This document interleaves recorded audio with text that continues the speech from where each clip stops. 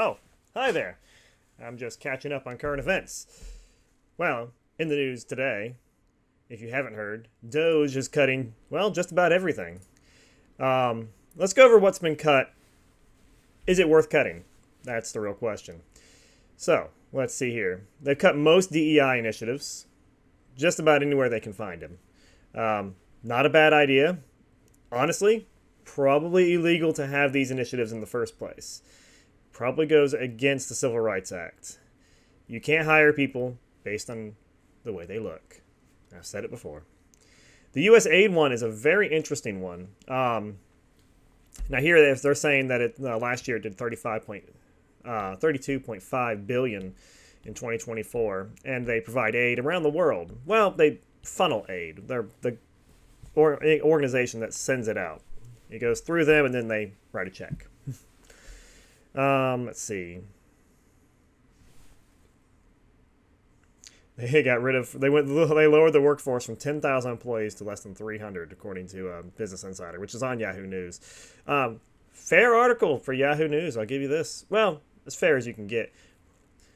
Back when I used to read Yahoo News a long time ago, they always seemed a little on the leftist side of things. Maybe things have changed. The accusations against USAID are interesting. They are accusing it of providing weird funding to all kinds of weird transgender things around the world and LGBTQ funding around the world for these things. And that's probably a small chunk, to be fair, of the 32.5 billion, but it probably adds up a little bit. And you got to think about it this way. If you are an organization and you're providing, weird funding to all your friends or special projects, even if it's just a billion of the 32, that's still a lot of money that you basically, whoever's running that place, sent off. And if they're doing it for criminal reasons, which is what Musk accuses the agency of doing, then you can't fix that. Even if it's just a small percentage, you can cut those contracts, but they might just grow right back. The only thing to really do is shut the whole thing down, because you don't know who's good and who's bad. I mean, for all we know, the guy who ran the thing was doing a good job. You don't really know. But the system itself failed. It was not doing its job very well, and I don't think it really needs to be done. I believe Americans donate over $500 billion to charity every year. We don't need this. We can take care of it ourselves. If you're worried that some country is going to lose their money, well, I am sure you can find a charity that is happy to help. Always check, though. Some charities take a lot for themselves and only send a few dollars over to where they actually need it. He's cut the federal workforce. He wants to give a buyout for the 2 million government employees. That ended, I believe, last night on the 12th. I could be corrected on that. And I think 70,000 last took it. Which is a lot. Not out of 2 million, that's small, but 70,000 people is a lot. And they have, I think they're going to get paid, according to here, Yahoo News is saying that they are going to get paid through September. So that's pretty good for them. You get paid for the next, 6-7 months for staying home. I'd be tempted to take that myself. And most of these people probably do not want to work under an administration that is led by Trump. So it's the best of both worlds for them. The only thing is you might get a few people that are stuck there on purpose. They stay to be disruptive. They're like, we're not going to get out of the way. We're going to mess around. Those people are probably pretty easy to find and probably pretty easy to fire. So the FAA. This is one that is interesting. After the crash, DOGE is supposed to go in and upgrade a few systems. Because apparently, according to Musk, the primary aircraft safety notification system failed for several hours. That's according to Musk. I don't know if that's true. Probably. But you won't know until a full investigation is complete, and that'll be probably months from now. I didn't know this. Ted Cruz of Texas is actually on the chair for the FAA, and FAA has been giving Elon Musk the worst time in Texas to launch his rockets. I believe Musk said once that he had to find out whether or not if his rocket didn't make it to orbit and it fell back into the ocean what would happen if it landed on a shark. I'm like, that's the questions you guys are worried about? It landed on a shark. Oh no, what are we gonna do? It's one shark. It's probably more. Pretty sure. Excuse me. Democratic Senator Maria Cantwell of Washington does argue, and I think reasonably, in a letter to Duffy, that CEO of SpaceX Musk has a clear conflict of interest. Yeah, he probably does. He is probably no fan of the FAA, and he is probably slightly biased when dealing with them. They gave him a hard time. He might be giving them a hard time back. But we don't know. Maybe he'll be fair. I hope he is. Yeah, because last year they report $600,000 in fines to SpaceX, which is a drop in the bucket for SpaceX. But still, it's annoying. You deal with government entities all the time. I do. And it's one hassle after the other. But you know what? They're not as bad as you may think. Sometimes you get these giant corporations that are doing... I do construction things. Sometimes you get these giant corporations that are building something, and they make you go through 1,000 hoops to get paid. And they do it on purpose. It's somebody who went to college. I know because I went to college and I took these courses. I know what you're doing, and it's a waste of time. You don't actually need these things, especially for small projects, but they do it anyway because somebody there went to college and bought the program that does these the software that manages these projects and says, well, we're going to do these. It's a waste of time. Sorry, off topic, but let's see. Yeah, they had a whole thing last week about DOGE accessing Treasury Department digital payment system. Yeah, I can see why people were concerned. I mean, it's a separate organization. They're not technically, as far as I know, like paid for by the government. Like they're a third party contractor. So, correct me if I'm wrong. DOGE is not a government entity. It is a private entity that is, I believe they have a contract for $400 million to do this work. So they're not directly government employees. So the question is, should they be allowed to see these things? If the president says it's okay, it's okay. It's a federal program that the president has authority over. I mean, it may not be advantageous, excuse me, for this to happen, but it's not illegal. It's not, I don't think. But what do I know? I'm not a lawyer. FEMA. Surprised it took this long for anybody to tackle FEMA. They have not been known to ever do a good job. It took them days to get water to the Superdome back when Katrina hit Louisiana. Water. This is something that can be figured out. It's water. The military airdrops this kind of stuff immediately. You can't go days without water and live. It's just, you can't. So I'm glad to see them cut it. Maybe they'll get rid of it entirely, replace it with something else. Honestly, I would create, if it was me, I would create a separate department of the military that handles disaster relief. Because basically they're going to have to do that anyway. They're already equipped for it. I mean, they have to set up water, shelter, food wherever they go in a battle. So this is something that, you know, if anything, is good practice for them if they do it here. At least when they do it here, usually there's no one shooting you. Usually. NOAA. Let's see what they're doing here.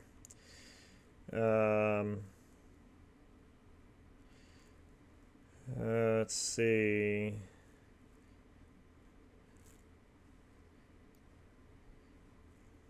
Let's see. Pen to be letter alleging that DOGE bureaucrats been visiting NOAA headquarters. Oh, they just visited.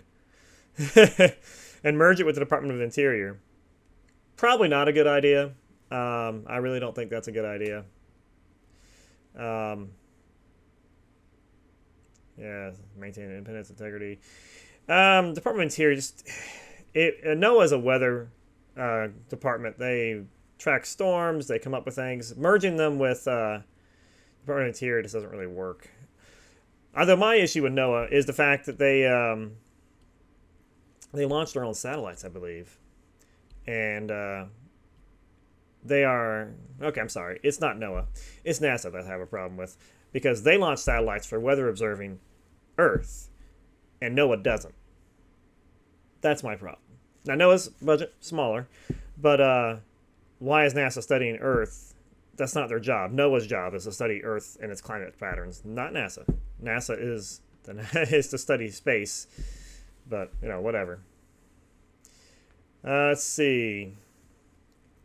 Consumer Financial Protection Bureau. Established after 2011, after the Great Recession, to oversee financial products and services offered to Americans. Let's see. Not perform any work tasks. Yeah, they're probably going after it.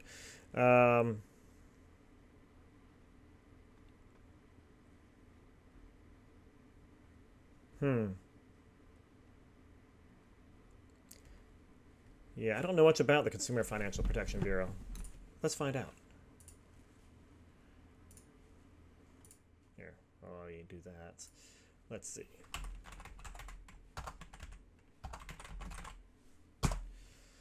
Let's see.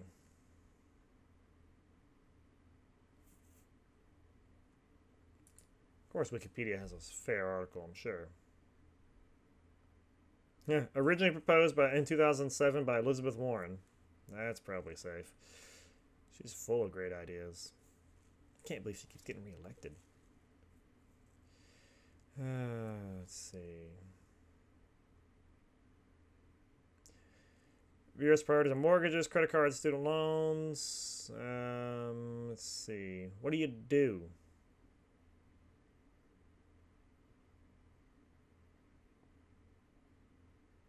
It's a regulatory body.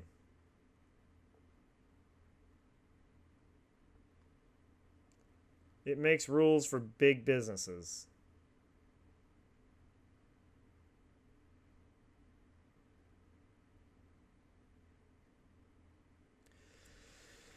Let's see.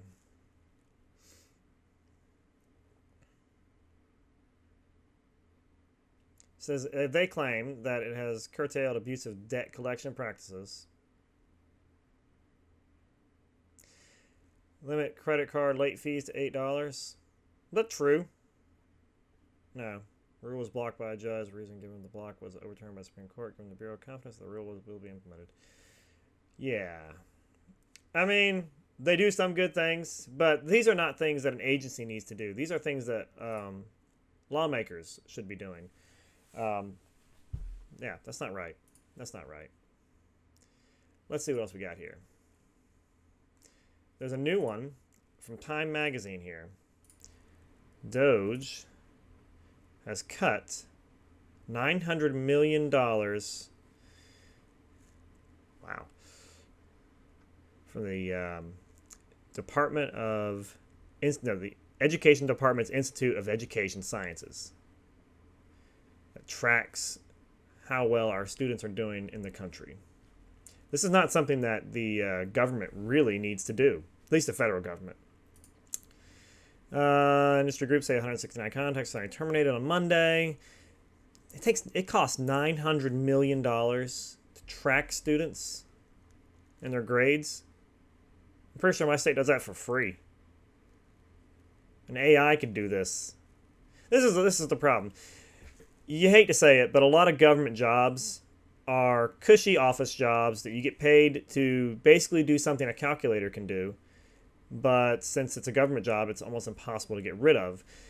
Up until now, pretty much no government official was ever really fired or cut. No government programs are really cut because every congressman and every politician has a friend who is in that program and is making a bunch of money, and they're not going to lose that. Trump doesn't care. He's too rich to get paid off by anybody that's trying to keep their job. And he views this as overspending and wasteful. He's a businessman, and he looks at numbers and goes, well, why are we doing this? So cutting this is a good thing. Cutting the Department of Education, probably a good thing. It exists simply to bully states to do what it wants. Your state has a Department of Education that handles how your state teaches and what you do. And I'm pretty confident if you're an honest teacher and you look at it, you'd rather be governed by your state than by the government. And this brings me to my main point here with all of this. If you're a Democrat, you don't like Trump, you should view these cuts as positive. Think about it. Do you really want Trump to have more power? He runs all these agencies. If he keeps them open, he can instruct them to do things to you that you don't like. He can instruct the Department of Education to force people to do things. I mean, think about it. Oh, all of a sudden he's teaching, the required reading every summer is the art of the deal. Oh, wow. Trump will do that. Trump would do that.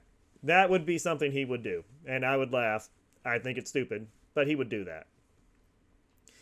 So if you don't like Trump, you really should like this. You should like the cuts because your state will now be in charge. And most of you who don't like Trump live in states that didn't vote for him. So your state is just as leftist as you want it to be. For better or worse. Most likely worse, but hey, whatever. That's the thing. People are always scared of, oh, Trump's doing this. Trump's cutting power from himself. He is cutting it away. You're like, well, he's a king. He's acting like a king in the aspects of, forcing people to do what he wants to limit his own power. I mean, that's a king, technically. He's forcing people to do something, and it's not really by force, it's by law. Trump has the legal authority to do just about all of this. We voted for it, and that's the law of the land. What are you going to do about it, really? I mean, that's the way it is. I don't know. Let me see. Is there anything else that I wanted to talk about here? Oh, there's one last thing that I thought was interesting that I think we need to talk about. And this was... sorry. Wow, it's going to cover my face. We'll go back to it. But this is the White House executive order eliminating the Federal Executive Institute. First set up by Lyndon Johnson 50 years ago. Its job is to provide leadership training to government employees, to bureaucrats. Okay, I understand they need to train people. But if you hire someone who doesn't already have leadership in them, what are you doing? Are you hiring the worst people and going, well, we can fix them? That's bad. That's a bad practice. So cutting this, great idea. Great idea. Let me see if there's anything else here. Yeah, that's it. Okay. So yeah. What do you think? The cut's good or bad? Do you know anyone who was fired or was cut? Are you a part of a program that has been cut? Or do you receive benefits from one that has been cut? I mean, do these things even make a difference in your life? Are you better off today or worse off today than you were yesterday? Do you even know the difference? I haven't noticed anything.